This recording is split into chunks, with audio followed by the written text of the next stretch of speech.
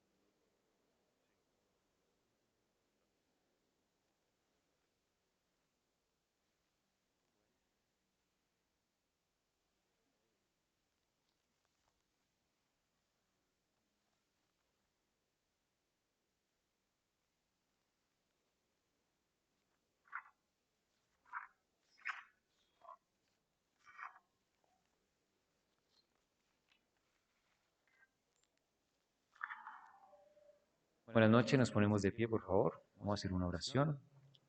En el nombre del Padre, del Hijo y del Espíritu Santo. Amén. Te bendecimos, Señor, por este día que nos das, por este momento tan especial de unirnos al misterio de tu encarnación.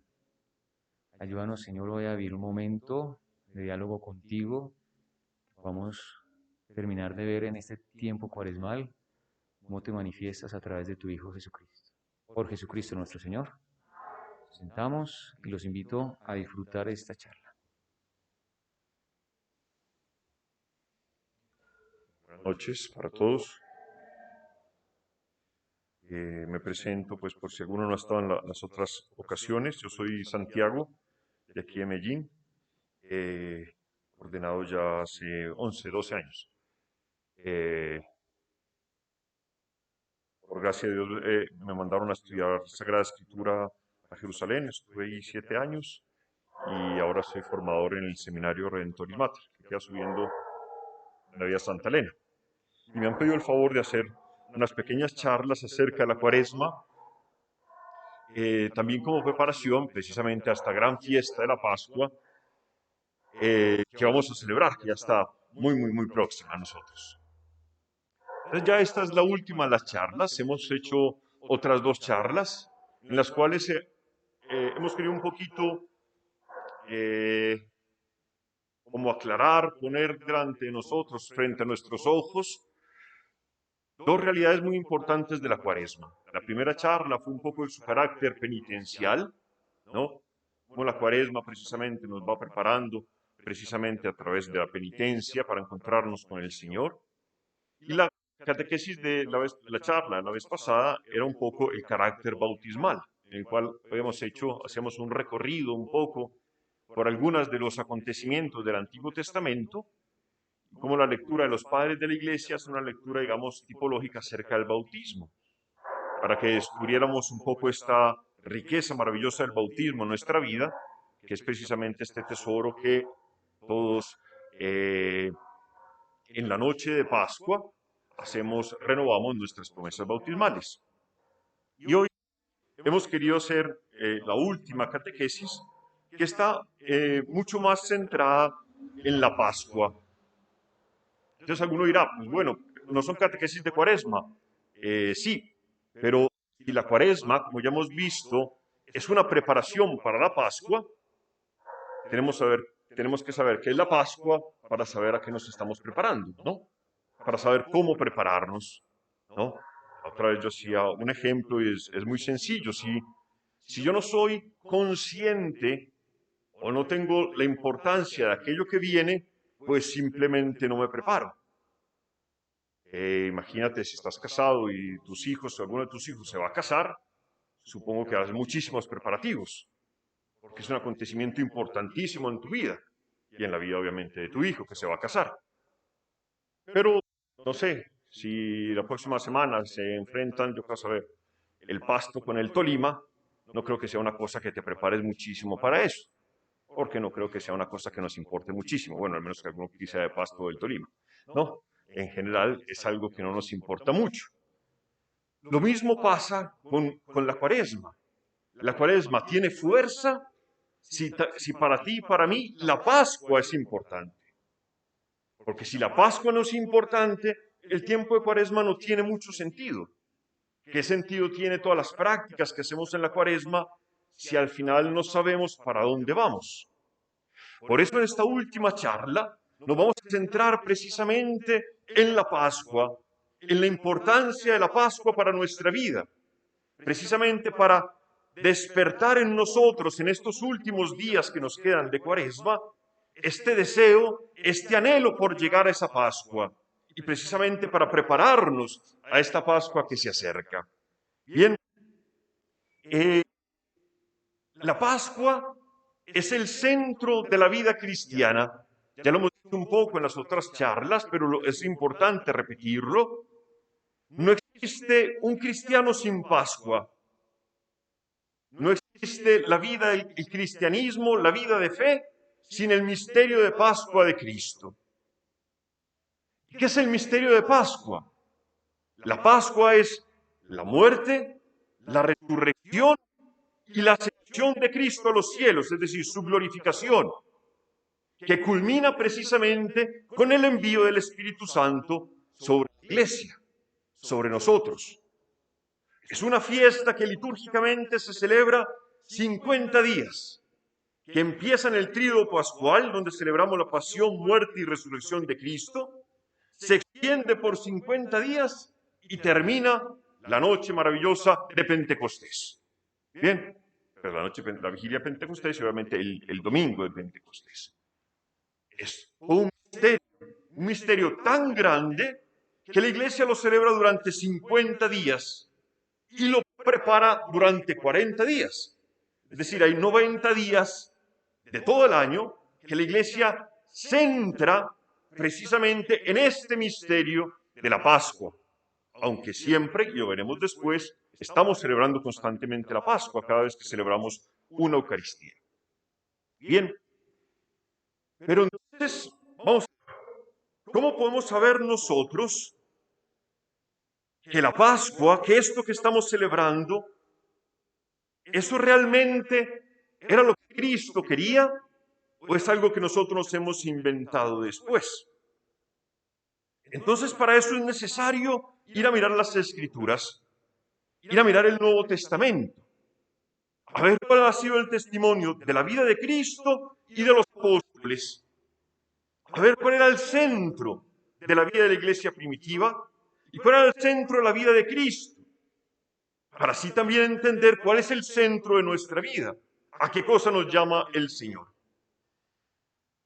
Primero, simplemente como un dato ya es llamativo, los estudiosos consideran, la mayoría de los estudiosos consideran, que de los primeros escritos, las primeras cosas que fueron plasmadas, puestas por escrito del Nuevo Testamento, son precisamente los relatos de la pasión. Son los únicos relatos que están presentes en todos los 4 evangelios, ¿no? El de Mateo, Marcos, Lucas y Juan. Y los 4 evangelios abarca una buena cantidad de ese evangelio, ¿no? A partir de esos relatos fue que se fue formando después todo el resto de los evangelios, la vida pública de Jesús, los dichos de Jesús y por último los relatos de la infancia de Jesús, ¿no? Ya solamente con ese hecho estamos viendo cuál es la importancia, qué era lo más importante para la iglesia primitiva. Lo primero que quisieron conservar fue la Pascua, fue ese misterio de la pasión de Cristo. Y si nosotros miramos un poquito los Hechos de los Apóstoles es ese libro bellísimo que ha compuesto nuestro querido Lucas, inspirado por el Espíritu Santo, ¿no? En el cual nos narra los primeros años de la iglesia primitiva, el ministerio de Pedro y de Juan, y después el ministerio de Pablo, llevando la buena noticia, digamos, por todo el continente europeo, pues la parte de Asia Menor y Si vamos a los Hechos de los Apóstoles y le preguntáramos nosotros a Pedro, no, Pedro, ¿qué es lo más importante? ¿Qué es aquello que nosotros tenemos que creer para encontrarnos con Cristo? ¿Qué es aquello sin lo cual un cristiano no puede vivir? Entonces Pedro nos respondería. ¿Y cómo sabemos lo que Pedro nos respondería? Porque en los Hechos de los Apóstoles nos lo dejaron escrito. Las primeras predicaciones de Pedro, lo primero que Pedro predicó, y lo primero que Pedro predicó no fue, vamos a hacer hospitales, ¿no? Tampoco dijo, vamos, consigamos mercados, que aquí hay mucha gente pobre. No, tampoco dijo eso. ¿Qué fue lo que dijo Pedro? Tampoco les empezó a contar los relatos de la infancia de Jesús. No empezó diciéndole, Jesús nació en Belén, ¿no? Y estaba María y toda la situación. No, tampoco. ¿Cuál es la predicación primitiva? ¿Hacia dónde va Pedro? Vamos a escucharlo así muy brevemente. Está en los Hechos de los Apóstoles, el capítulo 2, la primera predicación de Pedro. Dice, israelitas, escuchad estas palabras.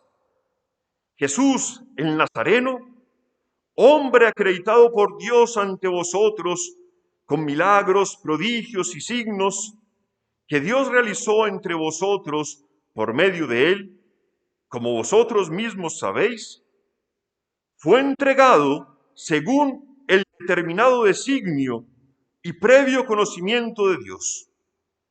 Vosotros lo matasteis clavándolo en la cruz por mano de unos impíos, pero Dios lo resucitó librándolo de los lazos del Hades, pues no era posible que lo retuviera bajo su dominio. Me salto un pedacito porque es muy largo el discurso y sigue, Dios resucitó a este Jesús. Todos nosotros somos testigos de ello. Así pues, exaltado por la diestra de Dios, ha recibido del Padre el Espíritu Santo prometido y lo ha derramado. Esto es lo que vosotros veis y oís en este momento. Sepa pues con certeza toda la casa de Israel que Dios ha constituido Señor y Cristo a este Jesús a quien vosotros habéis crucificado.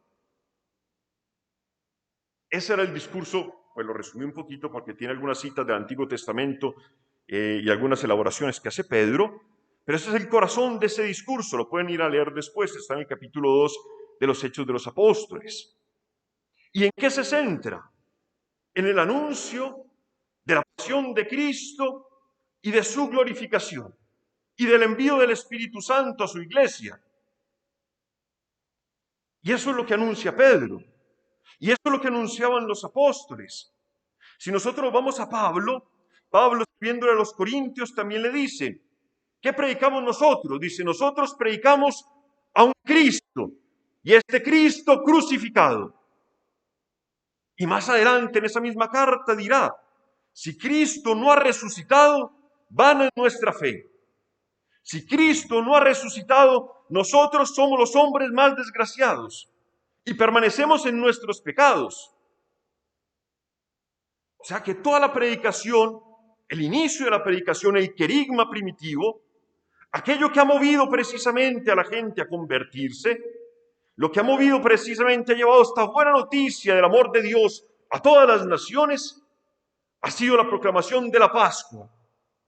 Es decir, que Dios se ha hecho hombre, ha tomado nuestra naturaleza, se ha dejado matar en la cruz por nuestros pecados, para librarnos de nuestros pecados, destruirlos en la cruz, y ha sido resucitado, exaltado, constituido Señor y Kyrios, Señor de nuestra vida, Señor de nuestras muertes, de nuestra angustia, de nuestras desesperanzas. Y desde el cielo nos ha enviado el Espíritu Santo. Este Espíritu que viene a habitar en medio de nosotros para sellar en nuestra vida esa acción única de Cristo, esa Pascua de Cristo, para que esa muerte de Cristo y su resurrección se puedan hacer carne en nosotros. Esa es la fe, ese es el centro de nuestra fe. Ese es el centro de nuestra fe. Y vamos a ver cómo, vamos a irla desglosando poco a poco, cómo la vida de Cristo, toda la vida de Cristo, apunta precisamente a ese mismo misterio. Todo lo que Cristo hizo, desde su infancia hasta el momento que muere en Jerusalén, todo estaba dirigido hacia ese lugar. San Juan habla constantemente a esa misión para la cual el Señor me ha enviado, a la hora para la cual el Señor me ha enviado. Es el término que utiliza San Juan. Esa hora. No sé si se acuerdan cuando el famoso milagro de Caná de Galilea, cuando María le dice, mira que no tienen vino, y dice, es que todavía no ha llegado mi hora. No, yo qué tengo que ver contigo, mujer, todavía no ha llegado mi hora. Se está refiriendo a la hora de la resurrección, a la hora pues de su pasión, muerte y resurrección. Y el mismo Jesús, cuando está ya ahí, digamos el Jueves Santo, cuando está con sus apóstoles en el cenáculo, cuando está dispuesto pues a hacer el lavatorio de los pies, en la lectura que leeremos ahorita en el Jueves Santo, el mismo Jesucristo dice, habiendo llegado la hora, voy a leer el texto, si quieren lo leemos aquí un segundito, en Juan, que lo proclamaremos ahorita el Jueves Santo, dice Juan 3 dice, antes de la fiesta de la Pascua, Jesús sabía que había llegado su hora de pasar de este mundo al Padre. Pasar es la etimología común con la que se explica la palabra Pascua, el paso, ¿no? Pasar de este mundo al Padre. Dice, Él, que había amado a los suyos que estaban en el mundo, los amó hasta el extremo, los amó hasta el final, hasta el último, ¿no? Es bellísimo esa hora. Y si nosotros vamos y miramos toda la vida de Jesús, si ustedes se ponen a hojear los evangelios, verán cómo constantemente encontramos en los evangelios expresiones como estas. Era necesario que se realizase. Era necesario, ¿no? Tenía que ocurrir de esta manera.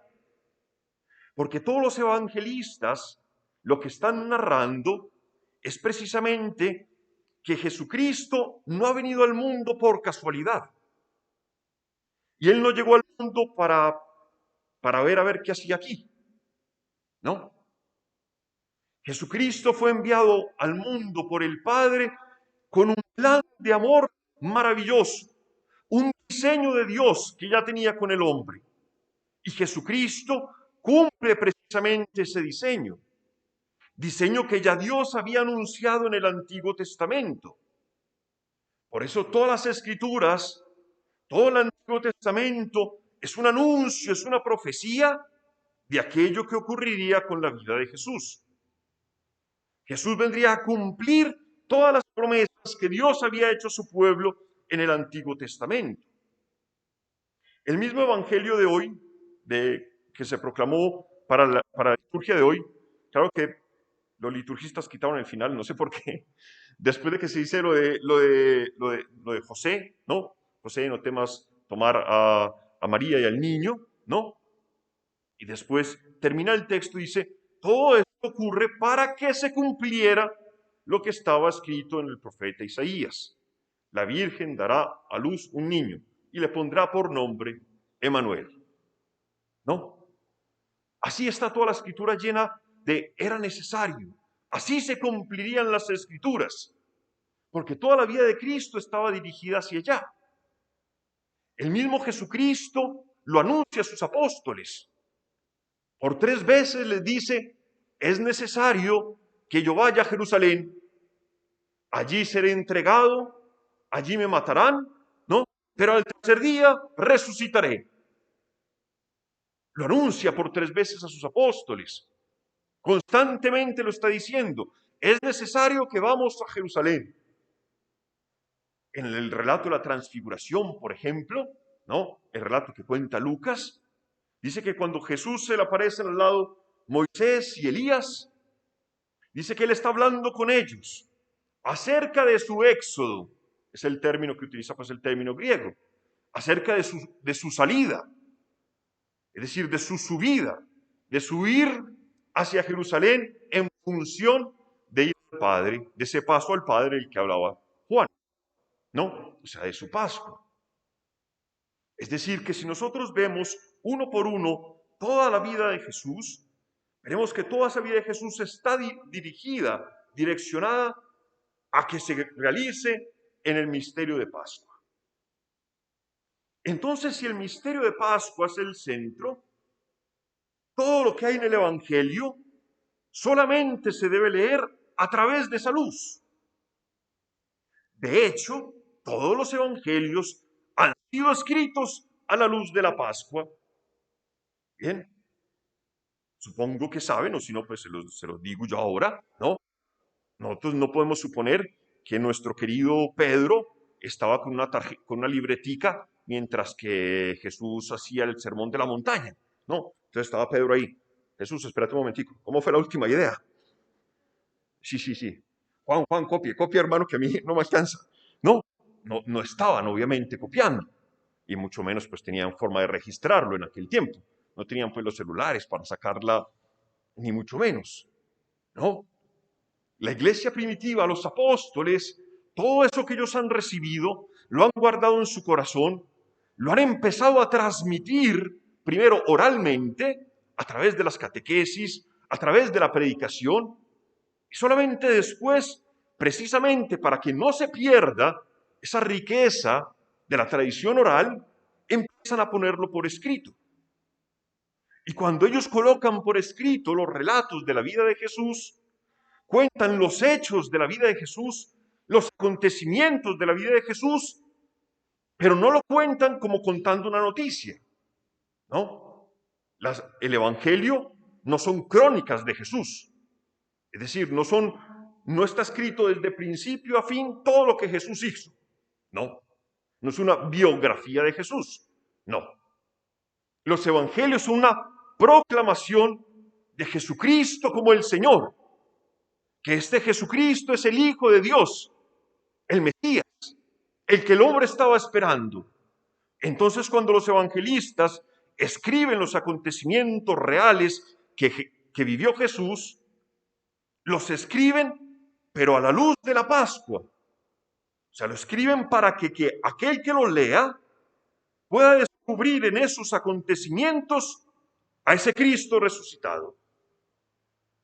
Y eso es muy importante porque es la manera como nosotros podemos realmente entender el sentido de los milagros, el sentido de la predicación de Jesús, todo lo que Jesús ha hecho.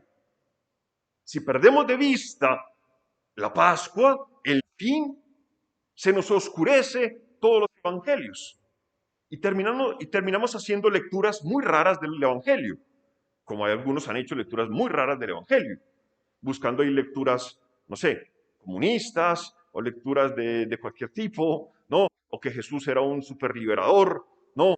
Un gran revolucionario que determinó mal la revolución y lo mataron, ¿no? Entonces, porque todo han dicho. ¿Por qué? Porque se pierde de vista el fondo, se pierde de vista aquella luz que ilumina todo, que es la Pascua. Bien, Jesús, ¿qué ha hecho Jesús en su vida? Jesús, después de haber pasado, después de su infancia, haber pasado el tiempo de la adolescencia y parte de su juventud, digamos, en la vida oculta, ¿no? Ahí en Nazaret, junto con su padre, hoy que estamos hablando de San José, espectacular, ¿no? San José, que era un tecnón, ¿no? Pues no solamente carpintero, hacía todo lo que tenía que ver con mantenimiento y demás cosas, ¿no? Seguramente trabajando en las grandes ciudades que estaban haciendo los Herodes, pues toda la dinastía de los Herodes. Habían grandes ciudades al lado de Nazaret, donde seguramente podemos pensar ahí estaba trabajando nuestro querido José. Y José, como todo buen judío, enseñó a su hijo un oficio. En el mundo judío hay una expresión muy bonita, ¿no? En el Talmud dice, enseñarás a tu hijo un trabajo si no quieres hacer de él un ladrón, ¿no? Y eso, digamos, es prácticamente un mandamiento para el mundo judío. Enseñarás a tu hijo a trabajar, o si no, después se dedica a robar, ¿no? Y efectivamente, pues José, como un buen judío, habrá enseñado a Jesús su trabajo, el trabajo que él hacía, ¿no? Jesús, después de haber pasado ese tiempo que llamamos nosotros la vida oculta de Jesús, oculta en el sentido que no tenemos pues noticias de qué habrá hecho, suponemos que habrá vivido como un buen judío en medio de la familia de Nazaret, trabajando, ¿no? Después, alrededor de los 30 años, más o menos, ¿no? Empieza su ministerio después del bautismo y de las tentaciones. Bien, el bautismo pues que va, el bautismo en el Jordán con Juan el Bautista. ¿Y qué es lo que hace Jesús? ¿Qué es lo que Jesús empieza a predicar? Jesús empieza a predicar y todos los evangelios sinópticos ponen el mismo inicio de los evangelios, ¿no? ¿Qué predica Jesús? Dice, el tiempo se ha cumplido, el reino de Dios ha llegado. Convertíos y creed en esta buena nueva. Es el corazón de la predicación de Cristo. El reino de Dios. ¿Y qué es el reino de Dios? El reino de Dios es el reinado de Dios en la vida del hombre. El reino de Dios no es un reino material. No es una sociedad perfecta, utópica, donde no haya ningún problema, donde todos tengamos los mismos derechos y no haya ningún problema social de ningún tipo. No, no es un nuevo imperio, no. Es este gobierno de Dios en la vida del hombre. Y lo que Él va a hacer de ahí en adelante es anunciarlo a través de su predicación y a través de sus milagros. De manera que Él con sus palabras y con sus obras está manifestando que ese reino de Dios es Él. El reino de Dios es Cristo. Dios mismo que se ha hecho hombre, se ha encarnado y se ha irrumpido en la historia del hombre. Es fantástico. Entonces todos los milagros y todas las palabras de Jesús están en función de manifestar esta realidad. En función de manifestar que el dominio del demonio ha acabado con la venida de Cristo. Por eso San Juan dice, ahora es el juicio de este mundo, ¿no? Ahora es el juicio del príncipe de este mundo, que será despojado. Y los evangelios sinópticos tienen una expresión muy bonita. Hacen un ejemplo, Lucas es el que más me gusta, le hace una elaboración más amplia. Dice, si hay un hombre fuerte, ¿no? Que tiene en su casa todo, lo voy a leer textualmente, dice, cuando uno fuerte y bien armado custodia su palacio, sus bienes están seguros. Ahí está hablando del demonio, ¿no? De ese poder que el demonio tenía sobre el hombre o tiene sobre el hombre cuando el hombre está metido en el pecado, ¿no? Dice, pero si llega uno más fuerte, está hablando de Cristo, uno más fuerte que él, y le vence, le quita sus armas en las que estaba confiado y reparte sus despojos. Es la manera como de alguna manera expresa Jesucristo eso que él está haciendo. Ha llegado el reino de Dios. A través de Cristo se le quita el poder al príncipe de este mundo y libera al hombre precisamente de vivir esclavo en el pecado. Y es que él anuncia y que realiza con sus milagros, porque la importancia de los milagros de Cristo es esa precisamente. Lo importante de los milagros de Cristo no es que un ciego empezó a ver, o que un cojo empezó a caminar, o que un leproso quedó limpio, porque eso es un bien para esa persona, sin duda alguna. Pero eso poco me ayuda a mí. Por otra parte, ese ciego, pues tarde o temprano se va a morir. Entonces tampoco es que le haya servido para mucho. De pronto para vivir un par de años más bien, pero su vida no se lo ha solucionado, ¿no? Los milagros de Jesús precisamente están manifestando que con la venida de Él, el mal, que es ese símbolo precisamente, el mal físico como la enfermedad, ¿no? Como la ceguera, como la lepra, que son símbolo de ese mal que hay adentro, porque para el mundo judío las enfermedades eran consecuencia del pecado del hombre, de lo que el hombre tenía dentro, del dominio del demonio en el hombre. Lo que Jesús está diciendo, mira que cuando yo llego, el mal se disipa. Cuando llega la luz, que es Cristo, la oscuridad se disipa. Y eso es importantísimo. Y eso Jesús empieza a realizar con algunos pocos en Galilea, tendrá que llevarlo a la revelación plena en la cruz, en Jerusalén, para que esa buena noticia, para que esa realidad del reino de Dios pueda llegar a todos los hombres. Entonces, precisamente para que Cristo, para vencer definitivamente al mal y darnos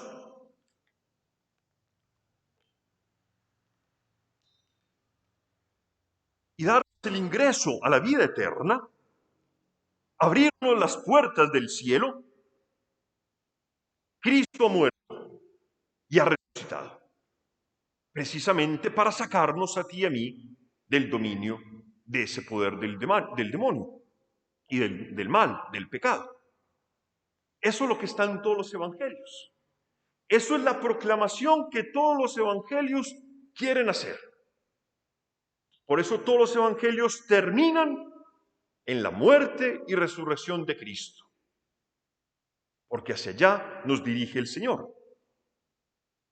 Entonces, después de todo esto, podríamos decir entonces ya qué es la Pascua. ¿Qué es la Pascua para nosotros? La Pascua, sintetizándola muchísimo, es este acontecimiento salvífico, redentor de la muerte, resurrección y glorificación de Cristo. Pero entonces viene una pregunta que yo siempre hago y la repito constantemente, porque también me la repito a mí constantemente. Si la Pascua es un acontecimiento de salvación, hay que preguntarnos hoy, ¿y tú y yo necesitamos salvación? ¿Tú y yo necesitamos que el Señor venga a salvarnos? Porque ese es el centro de todo. Si la cuaresma nos sirve a nosotros para hacernos conscientes de que necesitamos un Salvador, ha sido una buenísima cuaresma. Pero si en la cuaresma usamos las armas que la Iglesia nos regala para nosotros para alimentar nuestro ego y presentarnos al Señor como el escriba y el fariseo, como el fariseo en la parábola aquella del fariseo y el publicano, diciendo, mira Señor, qué fantástico he sido este año. Mira en esta cuaresma todos los ayunos que he hecho. Mira en esta cuaresma todas las limosnas que he hecho.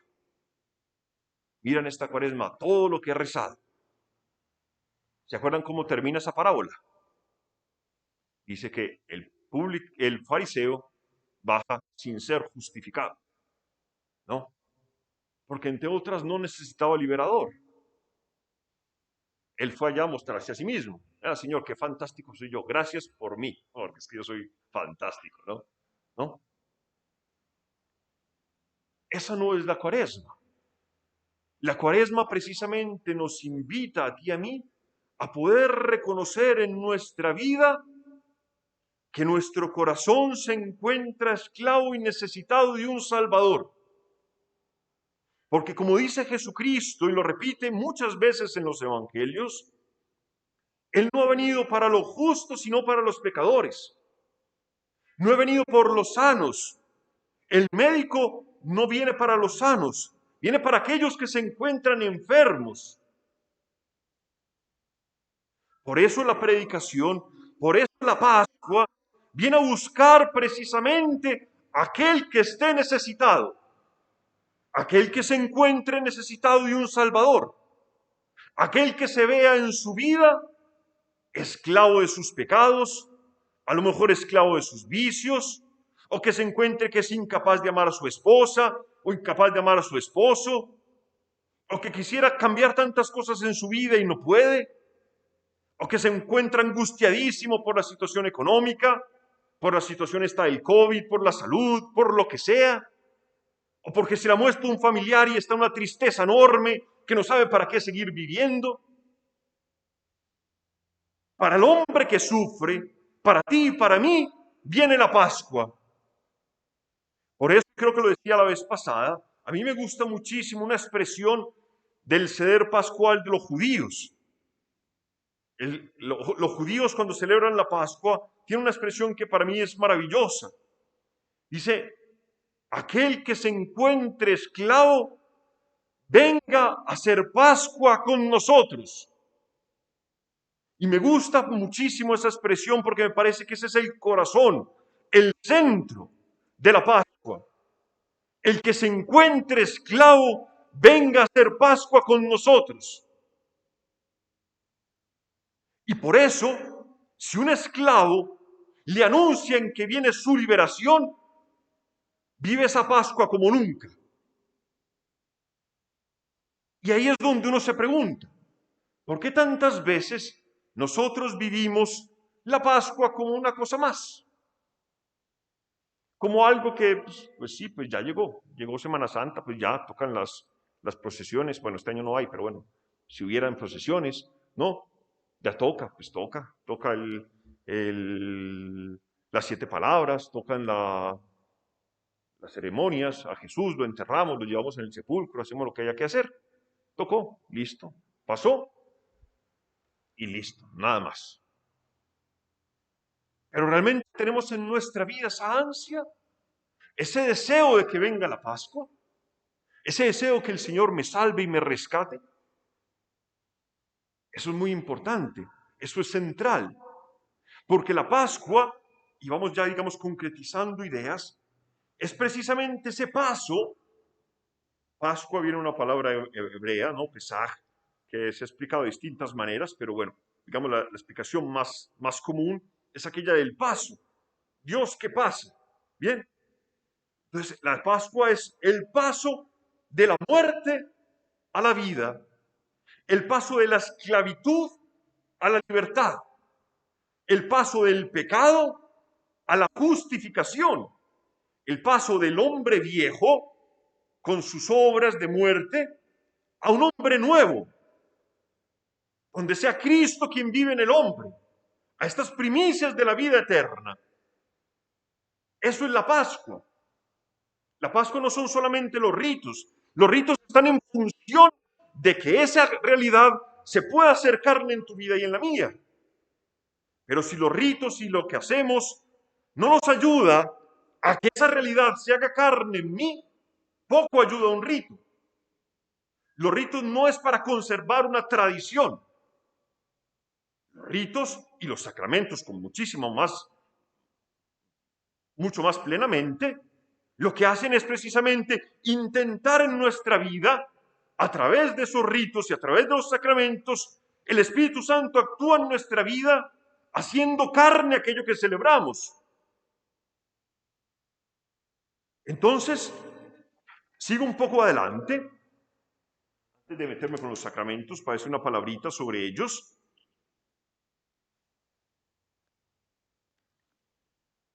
Y para entender plenamente lo que es la Pascua, que estamos celebrando, este paso de la muerte a la vida, de la esclavitud a la libertad, del pecado a la justificación, es muy importante que nosotros podamos entender que, como he dicho durante toda esta charla, la pasión de Cristo, la Pascua de Cristo, no fue algo accidental, no fue algo casual, no fue un error de cálculo de Cristo. No es que Jesús le fallaron los cálculos y lo cogieron ahí desprevenido y lo llevaron a la cruz. No, era parte del diseño de Dios. Y Él mismo entrega su vida, lo dirá Él. El Evangelio de San Juan dice clarísimamente, Nadie me quita la vida, yo la entrego voluntariamente. Yo entrego voluntariamente mi vida. Y precisamente por eso se entiende el Getsemaní, esa noche de combate en la cual él sabía lo que venía y por eso combatía. Por eso estaba arrodillado ahí en medio del combate tremendo. Tanto que el mismo Lucas dice que como que las gotas de sudor se convirtieron como en gotas de sangre, de la angustia, de la lucha que estaba llevando, porque sabía lo que le venía. Y por eso le dice, Padre, si puedes, si es posible, que pase de mí este cáliz, pero que se haga tu voluntad, no la mía. Él entra voluntariamente a esa Pascua y tampoco es casual el día y la fecha en la cual ocurre la muerte de Cristo. Porque la muerte de Cristo ocurre mientras que el pueblo de Israel estaba celebrando una fiesta muy importante para ellos. Esa fiesta se llama la Pascua, que es distinta a la nuestra. Bien, está la Pascua hebrea y está la Pascua nuestra. Ahorita vamos a aclararla así brevemente. ¿Ya? En esos días se estaba celebrando la Pascua. Por eso Jesús subió a Jerusalén a celebrar la Pascua, como todo judío, ¿no? Era una de las grandes fiestas de peregrinación, donde los judíos subían a Jerusalén a celebrarla. Bien. Entonces, en esos días se estaba celebrando ese misterio de Pascua, porque Dios en la historia no hace nada por casualidad. Dios es un tejedor maravilloso que ha tejido toda la historia precisamente para dejarnos en toda la historia las huellas de su acción y para que el hombre pueda ir entendiendo este obrar de Dios. De manera que Dios ha escogido un pueblo que se ha convertido en luz de las naciones, luz para todas las naciones, que es el pueblo de Israel. Y en ese pueblo ha hecho una historia en la cual ha ido anunciando el misterio definitivo de Pascua de Cristo. Y para anunciar el misterio de Pascua de Cristo, ha hecho varios pasos con el pueblo de Israel, que iluminan lo que ocurrirá con Jesús. Entonces, para entender el acontecimiento de Jesús, su muerte y resurrección, es necesario entender la Pascua que se estaba celebrando en la época de Jesús. La Pascua que Jesús fue a celebrar, la Pascua de los hebreos. La Pascua de los hebreos, todavía hoy, ellos la celebran prácticamente una semana antes que la nuestra, pues a ellos no les cae siempre el mismo día porque el calendario es distinto. La Pascua hebrea celebra dos acontecimientos, así muy brevemente para no enredarnos. Un acontecimiento de la naturaleza y un acontecimiento de la historia. El primer acontecimiento de la naturaleza, que es la memoria más antigua, es el paso precisamente del invierno a la primavera. Nosotros no tenemos estaciones, entonces nosotros tenemos o lluvia o mucha más lluvia, pero siempre más o menos lo mismo, ¿no? Pero no tenemos las estaciones. Hay flores todo el tiempo, frutas pues más o menos todo el tiempo dan, no hay ningún problema. Pero donde hay estaciones, la vida es muy distinta porque se marca muchísimo con las estaciones. Y en la época de invierno es una época en que la tierra está como muerta, ¿no? Está recibiendo obviamente toda el agua y la nieve y demás que después la hará germinar. Pero en ese momento no tiene frutos, ¿no? Es como si la tierra estuviera muerta. Los árboles se secan o parece que estuvieran secos, ¿no? Y después cuando empieza la primavera, pues toda esa agua y nieve que ha caído hace brotar maravillosamente todo. Y sale todo, todas las flores, todos los animales vuelven y salen, ¿no? Es una cosa maravillosa, esplendorosa. Eso es lo que se celebraba en la Pascua, el paso de la muerte del invierno a la vida de la primavera a través de los primeros frutos, que eran las espigas. Cuando empezaron a salir las primeras espigas, era lo que se celebraba en la Pascua. Igual que a través de los pastores que podían ya cambiar a los pastos, volver a los buenos pastos que traía la lluvia, pues que había traído las lluvias de los inviernos. Bien, eso es lo primero, el paso de la muerte a la vida, de la muerte natural, digamos, a la vida. Y el segundo es un acontecimiento histórico, que es lo que nosotros leeremos y proclamaremos el Jueves Santo, que es y también la Pascua. La Pascua leemos el otro pedazo de la celebración, que es la liberación del pueblo de Egipto. La liberación del pueblo de Egipto. El Señor, en una Pascua, ha ido a liberar a su pueblo que se encontraba esclavo. Y ha hecho unos milagros y portentos para liberar a su pueblo. Ha mandado las 10 plagas, con todo aquello del endurecimiento del corazón del faraón, hasta que en la última plaga el Señor ha mandado a su pueblo, todos coman un cordero de un año, no lo comerán en su casa rápidamente, con la sangre de ese cordero pintarán las jambas de la puerta, porque esa noche pasará el ángel exterminador matando a los primogénitos de los judíos y saltando las casas de los hebreos, aquella casa donde estén pintadas con la sangre del cordero. No, esa es la Pascua. Y esa noche pasa el ángel exterminador, mata a los primogénitos de Egipto y deja vivo a los primogénitos de Israel. Y el faraón, viendo semejante situación, dice: tranquilos, váyanse, yo ya no puedo más, ustedes váyanse. ¿No? Y así el pueblo queda libre.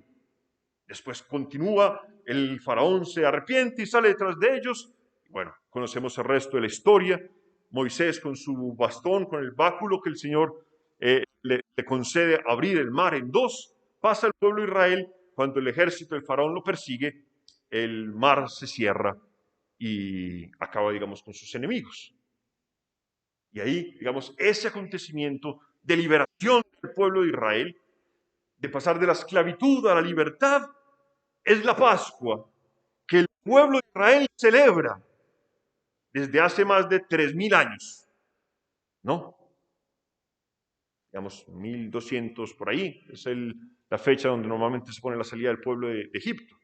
Se hace más de 3200 años, por ahí, aproximadamente, ¿no? Y lo continúan a celebrar. Y eso era lo que estaba celebrando Jesucristo esa noche, la noche del Jueves Santo. Estaba celebrando esa Pascua. Pero Jesucristo, cuando celebra esa Pascua, le viene y le da una plenitud nueva, un significado nuevo. Dice: este pan que comen, ya no será signo de la esclavitud, sino que será mi cuerpo. Y este vino que toman, ya no será signo de la libertad, ¿no? De la libertad que adquirieron, digamos, en el Éxodo, sino que será mi sangre, esta nueva alianza derramada por vosotros. De forma que la Pascua, Cristo lo que hace es dar este nuevo significado. Ya no es simplemente un paso a la naturaleza, que maravilloso, que florezca todo, sino con qué comeríamos, pero eso no me quita a mí los problemas. Ya tampoco es un recuerdo del pasado, de la esclavitud a la libertad, porque eso está muy bien allá del pasado, pero en mi vida ¿qué? Sino que todo eso se actualiza en la vida de Cristo, de forma que ese pasar de la muerte a la vida y de la esclavitud a la libertad es un pasar de la muerte que tú y yo vivimos a una vida nueva, de la muerte de nuestros pecados a la vida nueva que Cristo nos regala. Y eso no ocurrió solamente hace 2000 años. Eso que ocurrió una vez y definitivamente en la vida de Cristo, sellado con su muerte y con su resurrección, se perpetúa en la historia a través de la vida sacramental de la Iglesia. Es decir, a través de los sacramentos, el Señor nos hace partícipe de esa vida nueva, de esa Pascua. Por eso, cada vez que celebramos la Eucaristía, estamos celebrando la Pascua. Porque cada vez que celebramos la Eucaristía, se hace actual, presente y salvante la presencia de Cristo. Cristo que nos salva, nos rescata, nos saca de nuestros pecados y nos regala una vida nueva. Nos regala su cuerpo y su sangre para hacer en nosotros un hombre nuevo. Es un misterio enorme. Lo mismo que vivimos en el bautismo, como decíamos en la catequesis pasada. En el bautismo precisamente en el bautismo, nosotros participamos, nos hacemos uno con esta Pascua de Cristo. San Pablo tenía una expresión que era bellísima. Decía en Romanos 6, hace prácticamente una catequesis impresionante acerca del bautismo, y dice lo siguiente, esto complementa un poco lo que veíamos la vez pasada, dice, por medio del bautismo fuimos pues sepultados con él en la muerte. ¿Se acuerdan que habíamos visto que los bautisterios había que bajar unas escalas para sumergirse en el agua? Exactamente, como la que hay aquí, exactamente, sumergirse en el agua. Hace referencia a ese, a ser sepultados en el agua, ¿no? Por medio del bautismo fuimos pues sepultados con él en la muerte, a fin que, al igual que Cristo resucitó entre los muertos mediante la portentosa actuación del Padre, así también nosotros vivamos una vida nueva. Es decir, que el bautismo nos quiere hacer nosotros partícipes de la muerte y resurrección de Cristo. El bautismo no es una cosa social. El bautismo no es para que el niño no sea un animalito por ahí, como dicen las abuelas. No. El bautismo es para darnos a ti y a mí la vida divina dentro. Para que se pueda ir matando en nosotros este hombre viejo con su concupiscencia, sus vicios, su incapacidad de amar, su incapacidad de donarse, su incapacidad de servir al otro, y vaya surgiendo en nosotros esa vida nueva. Dice San Pablo, dice, porque si hemos sido injertados en él por una muerte semejante a la suya en el bautismo, ¿no? También lo estaremos por una resurrección semejante. Sabemos aquí que nuestro hombre viejo, San Pablo llama hombre viejo a este hombre de la carne, es decir, a nosotros con nuestros razonamientos, con nuestros pecados, con nuestros deseos tantas veces de justicia, todo aquello que nosotros vemos en nosotros que no va de acuerdo con el amor de Dios, que es bastante, ¿no? Los juicios, las murmuraciones, todos nuestros pecados, tú das cuenta de historia de ahí para atrás, todo lo que tienes, todo eso es el hombre viejo, ¿no? Dice, sabemos que nuestro hombre viejo fue crucificado con él. Es decir, Cristo ha tomado nuestro hombre viejo, nuestro pecado, y lo ha crucificado. Lo ha crucificado, es decir, ha roto ese hombre viejo.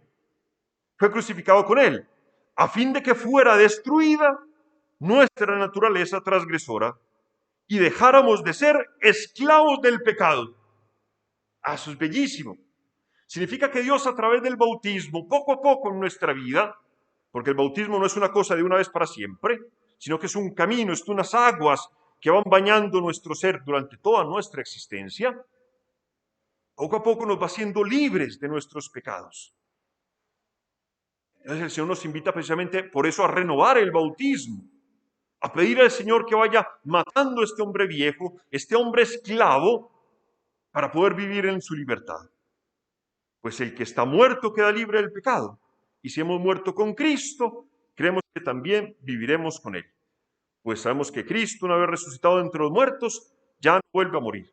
Y que la muerte carece ya de poder sobre Él. Es bellísimo. Y voy a terminar simplemente como para dar una última pinceladita con una homilía, pues con un pedacito de una homilía de un padre, bueno, no es un padre de la iglesia, es un autor eclesiástico de la época de los padres de la iglesia, del siglo II.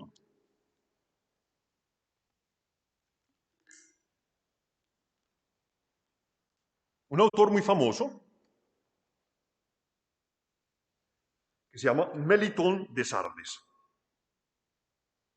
Sardes era esa ciudad donde fue fundada una de las famosas iglesias del Apocalipsis, iglesias fundadas pues por los apóstoles, por Juan, Pablo, en fin, ¿ya? Y este Melitón de Sardes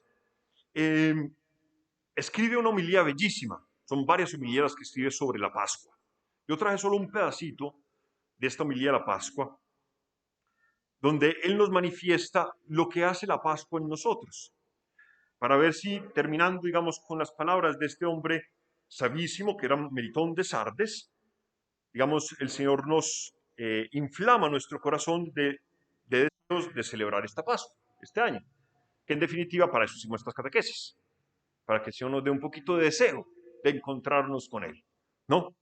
Que es como dice el Cantar de los Cantares. Está el esposo que viene y te está tocando.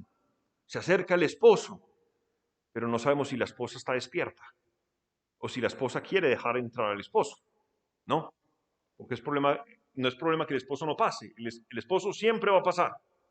El problema es que tú y yo, que somos la esposa, tantas veces decimos, no, estoy muy ocupado, no, estoy cansado, este año no, vuelve el próximo, ¿no?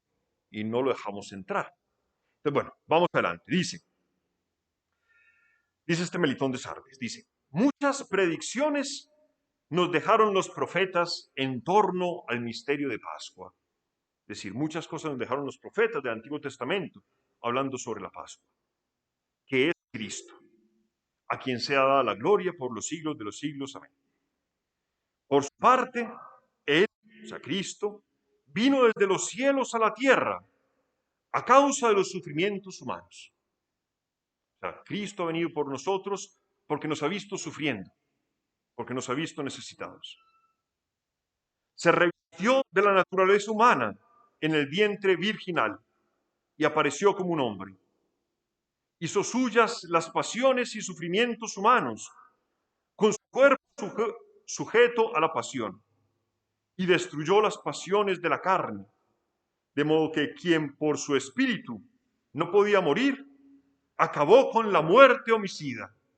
Es bellísimo. Es decir, Cristo ha tomado nuestros sufrimientos, nuestras angustias, nuestra naturaleza, ha bajado a los mismos infiernos de nuestra vida, dice, para darle muerte a la muerte. Es decir, para darle muerte a aquello que te destruye, aquello que te angustia, aquello que hoy no te deja vivir. Dice, se vio arrastrado como un cordero y degollado como una oveja, y así nos redimió de idolatrar al mundo, como en otro tiempo libró a los israelitas de Egipto. O sea, así como la sangre de un cordero había liberado a los israelitas, así ahora la sangre de Cristo nos ha liberado a nosotros de nuestros pecados. Dice, y nos salvó de la esclavitud diabólica, como en otro tiempo a Israel de la mano del faraón. Y marcó nuestras almas con su propio espíritu y los miembros de nuestro cuerpo con su sangre. Bellísimo. O sea, ya la sangre del Cordero no manchó las puertas, sino que la sangre de Cristo ha sanado nuestro cuerpo para protegernos del mal. Es bellísimo, fantástico, para sacarnos, digamos, de la esclavitud diabólica, como dice él. Dice, Cristo, es el que cubrió a la muerte de confusión y dejó sumido al demonio en el llanto, como Moisés al faraón. Este fue el que derrotó a la iniquidad y a la injusticia, como Moisés castigó a Egipto con la esterilidad. Este es el que nos sacó de la servidumbre a la libertad, de las tinieblas a la luz, de la muerte a la vida, de la tiranía al recinto eterno, e hizo de nosotros un sacerdocio nuevo, un pueblo elegido y eterno. Él es la Pascua de nuestra salvación. Bellísimo. Es decir, que lo que la Iglesia predicaba desde el siglo II lo estamos predicando nosotros todavía hoy, porque obviamente no ha cambiado para nada el misterio de Cristo. Dice, Jesucristo es el que tuvo que sufrir mucho y en muchas ocasiones, el mismo que fue asesinado en Abel y atado de pies y manos en Isaac, el mismo que peregrinó en Jacob y fue vendido en José, expuesto en Moisés y sacrificado en el Cordero, perseguido en David y deshonrado en los profetas. O sea, Cristo, es el que se encarnó en la Virgen, colgado del madero, sepultado en la tierra, y el que, resucitado de entre los muertos, subió al cielo. Este es el Cordero sin voz, o sea, el Cordero que no se resiste, el Cordero inmaculado, el Cordero inmolado, el mismo que nació de María, la hermosa Cordera, el mismo que fue arrebatado del rebaño empujado a la muerte, inmolado de vísperas y sepultado a la noche, que no fue quebrantado en el leño, ni se descompuso en la tierra, el mismo que resucitó de entre los muertos e hizo que en el hombre surgiera desde lo más hondo del sepulcro. Bellísimo como termina esa homilía, o al menos este pedacito que yo escogí, ¿no? Dice, el mismo que bajando al sepulcro ha sacado al hombre de su sepulcro. Eso que eran los profetas, ¿no?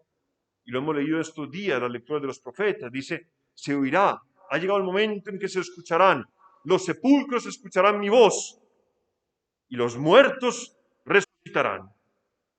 Y eso es para nuestra vida. No es que se van a levantar ahora aquí los del cementerio de, no sé, de Campos de Paz, no. Se refiere a tu vida y a la mía, a esos huesos y esos muertos que hay en tu vida y en la mía. En la Pascua tienen que resucitar. En la Pascua esperamos que haya muchos resucitados que salgan de la celebración. No pues que salgan allá los muertos allá, no, sino en nuestra vida. Bien, muy bien, hermanos. Yo he intentado pues en medio de mi pobreza, darles un poco, llenarlos de este deseo, de esta Pascua, de esta proclamación maravillosa del amor de Dios a nuestra vida, de esta fiesta inmensa que no podríamos pagar con nada, de este acontecimiento de salvación de Cristo en nuestra vida y que se acerca, que no lo dejemos pasar, que no dejemos que el Señor pase este año también, que nosotros nos quedemos dormidos, ¿no? Que nos despertemos, que le gritemos, Señor, ayúdame, mira, Señor, ven a salvarme, ven a mi vida que te necesito, que Él pasará, que si Él ha muerto en la cruz por ti y por mí, no ha muerto para restregarnos nuestros pecados en la cara, sino que ha muerto precisamente para decirte que te ama eternamente y que tiene el poder de transformar tu vida. Y eso lo realiza a través de los sacramentos, que año tras año celebramos de una manera eminentísima, especialísima en ese tríodo pascual y en la cincuentina pascual, que es para lo cual la Iglesia nos prepara con esta Cuaresma. Bien, muchísimas gracias a todos. Bien, terminamos con una pequeña oración y que pasen muy buenas noches.